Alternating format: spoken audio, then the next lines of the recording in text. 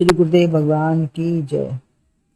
श्रीमद् भगवद गीता के 10वें अध्याय में श्री भगवान बताते हैं कि जिस जीव में जो भी विशेषताएं हैं, चाहे मनुष्य, देव, दैत्य, पशु, पक्षी, कोई भी योनि का हो, सब प्रकार से का उसमें भगवान की ही विशेषता है, परमात्मा का ही रूप है। अर्थात कोई भी पदार्थ सौंदर्य, शक्ति या विशेष गुण से युक्त परमात्मा का ही रूप है। उसमें स्वरूप, शोभा सब उसी की है, व्यक्ति या वस्तु की शोभा नहीं है।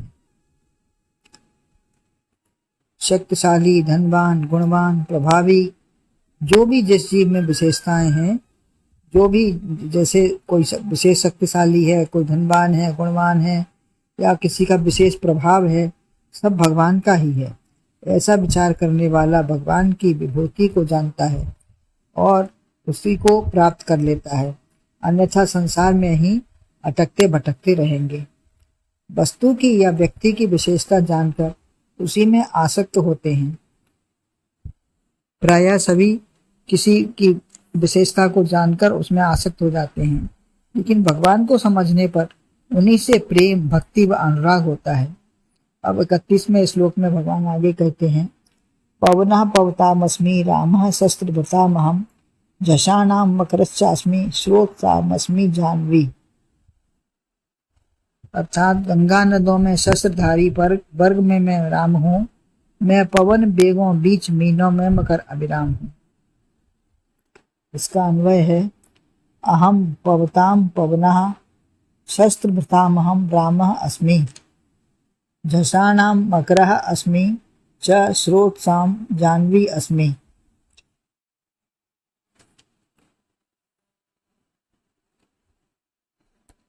हे अर्जुन, मैं पवित्र करने वालों में,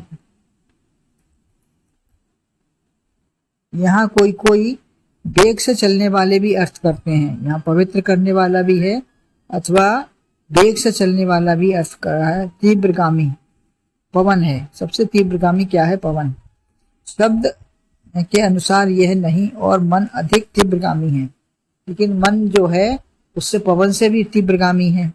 और पवित्र करने वाली अनेक वस्तुएं हैं, जैसे पृथ्वी, मिट्टी, अग्नि, धूप, जल, कोई आकाश यानी खाली कर देने से भी पवित्र हो जाते हैं। हवा कैसे पवित्र करती है? श्वासोच्छ्वास से दूषित वायु बाहर निकलकर बाहर से शुद्ध अंदर आती है, इससे सब नस नाड़ी पवित्र होती हैं।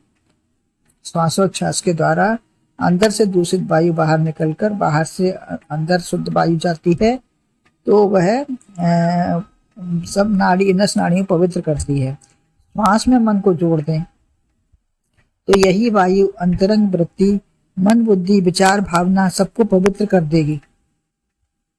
मन जब श्वास में लग गया तो सोहम ध्वनि से मन का विलय होकर वही वायु पूरे शरीर को निरोग, स्वस्थ और प्राणायाम के द्वारा शक्ति संपन्न बना देती है। ये यौगिक क्रियाओं द्वारा पवन का शुद्धिकरण है। ब्रह्मांड में भी वायु द्वारा ही सब शुद्ध होता है।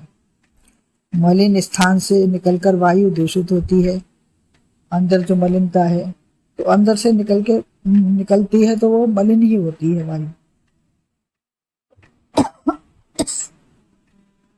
फिर शुद्ध होती है ब्रह्मांड में मिलकर।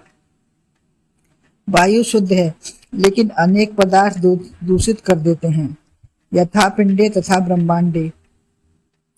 पेट्रोल, कीटाणु आदि अनेक धूमिलता से कारण वायु गंदी हो जाती है। पर्यावरण के दोष मिलने पर भी वह शुद्ध होकर उसको पवित्र कर देती है। पर्यावरण के दोष यदि मिल जाते हैं फिर भी वह शुद्ध होकर सबको शुद्ध करती है। यह पवित्रता परमात्मा की है। परमात्मा ही परम पवित्र, परम शुद्ध है। पवित्रम परमम भवान, अर्जुन ने कहा भगवान से। जहां जहां उसकी अनुभूति हो उससे सब पवित्र हो जाता है। यहाँ अहम शस्त्र भृतामहम रामम, शस्त्र युद्ध में दुर्जन दमन व आत्मरक्षा के लिए काम आते हैं। शस्त्र जो हैं युद्ध में प्रायः दुर्जन दमन करने के लिए व आत्मरक्षा के लिए काम आते हैं। तो दुष्ट ही नहीं, दुष्टता का विनाश करने वाला ही शस्त्रधारी है। केवल दुष्ट को ही नहीं करना है, लेकिन दुष्टता का विनाश होना है, वही वास्तव में शस्त्रधारी है। परशुराम ने शस्त्र उठाया, रखा, बार बार और कुठार दिखाते हैं लक्ष्मण जी को। अभिमान गलित हुआ जब तभी राम का दर्शन हो पाया उनको। रावण ने शस्त्र धारण किया, महारानी सीता का अपहरण किया, सज्जन ऋषि मुनियों को सताया, देवता असुर मनुष्य सभी शस्त्र धारण करते हैं, परंतु राम की जो विशेषता है, उनका धनुष अहंकारमय नहीं है, अहंकार का विनाश करने वाला है, शस्त्रों का दुरुपयोग नहीं है, सज्जन व निर्दोष पर शस्त्र प्रहार नहीं होता, सज्जन व निर्दोष पर शस्त्र प्रहार नहीं किया जाता। अकस्मात वन भ्रमण में हो भी गया, श्री राम जी के द्वारा आता है कि अकस्मात वन भ्रमण में किसी एक मेंढकी के ऊपर हो गया था, धनुष टेकते चलते जाते थे तो देखा थोड़ा रक्त बाण में लग गया है, अतः हिंसा की चिंता हो गई। निर्दोष प्राणी कोई मारा तो नहीं गया, तो लौटकर देखा तो घायल मेंढकी थी।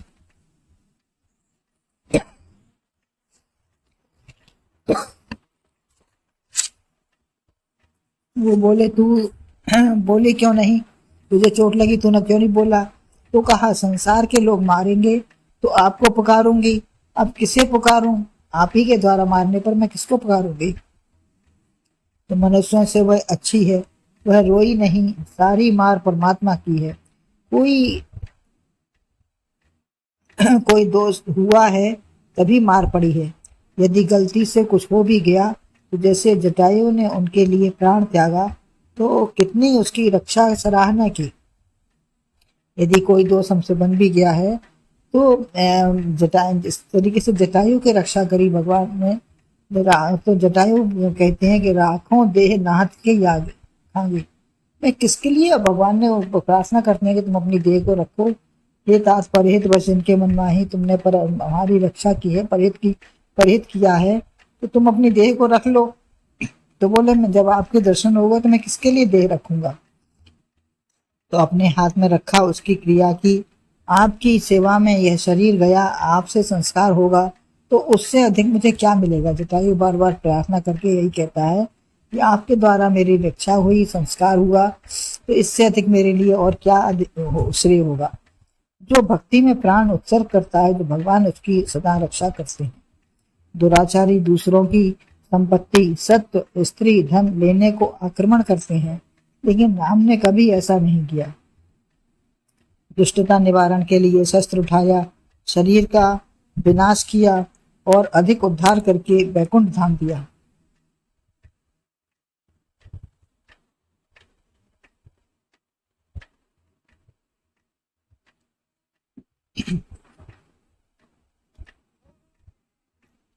दुष्टता का निवारण करने के शस्त्र उठाया, शरीर का विनाश किया और अधिक उद्धार करके वैकुंठ धाम दिया जटायु को। अतः सर्वश्रेष्ठ स्वरूप राम का बताया है।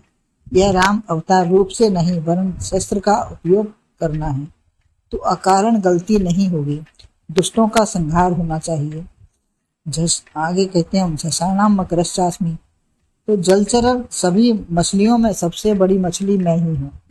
मकर, यह बड़ा शक्तिशाली बल संपन्न संसार में रहते हैं, किंतु जल नहीं पीते, जब प्यास लगती है तो उल्टे होकर पीते हैं। अतः दोनों ओर देखें, संसार में रहो ऐसे जैसे मगर रहता है पानी में।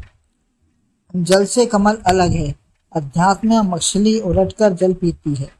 बहिर्मुखी वृत्तियां आत्मदर्शन नहीं कर सकती, जिनकी वृत्तियां हमेशा बाहर रहती हैं वो आत्मदर्शन नहीं कर सकती। अंतर्मुख वृत्ति हो तभी इस रस का पान होगा। अतः आत्मसागर का भवसागर कुछ भी कहें, इसको आत्मसागर या भवसागर कुछ भी कहें, मकर ही सबसे बड़ा विशाल व बलशाली है। अतः उन्हीं का स्वरूप बताया है। स्रोत शाम